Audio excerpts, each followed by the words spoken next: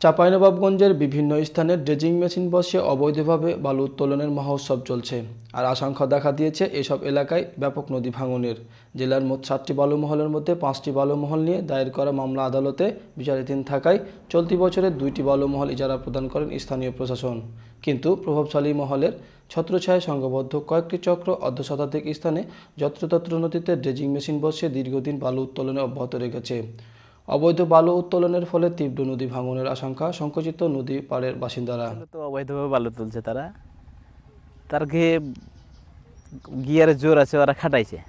কিন্তু আসলে তো এভাবে বালু কাটাটা মনে করেন যে কি যে সম্পূর্ণ তো অপরাধী, যেহেতু কেন যে কি যে এটা একটা নদীর ভাঙন।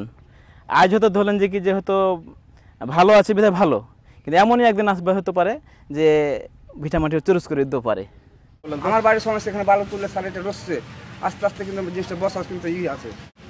তো আমি যে থাকবো বসে যাবে, এটা নিরাপত্তা তো নাই স্যার আমার এখানে। এটা অবৈধ করছে। আপনার সরকার তো কোনো চট ডাক নাই, এটা জোর করে তো এটা বালু তুলে এসছে। বালুটা তোলাতে আমাদের প্রচুর ক্ষতি হচ্ছে। এই যে মনে করে যে নদী কেটে যাচ্ছে, ভাঙনে তো পদ্মা কত রকম হচ্ছে তা তো বুঝতে পারছেন। এখন আমাদের এখানকার যে বালুটা কাটছে তারা ডেজারে, আমাদের তো প্রচুর সমস্যা হচ্ছে। পরবর্তীতে যে আমাদের এই এলাকা কেটে নদীতে নেমে যাবে এর তো কোনো ভরসা নেই, আছে কি ভরসা নেই। এই জন্য আমাদের প্রচুর ক্ষতি হচ্ছে এখন বর্তমান পরিস্থিতিতে আসন্ন বন্যা মৌসুমে ব্যাপক ভাঙনের শঙ্কায় শঙ্কিত নদী বিশেষজ্ঞরাও। স্থানীয় মাস্তান বাহিনী, প্রশাসন ও প্রভাবশালী মহলকে ম্যানেজ করে প্রায় অর্ধশতাধিক স্থানে চলছে বালু উত্তোলনের মহোৎসব। এ অবস্থায় স্থানীয় প্রশাসনের ঘুম ভাঙার প্রতীক্ষায় এলাকাবাসী।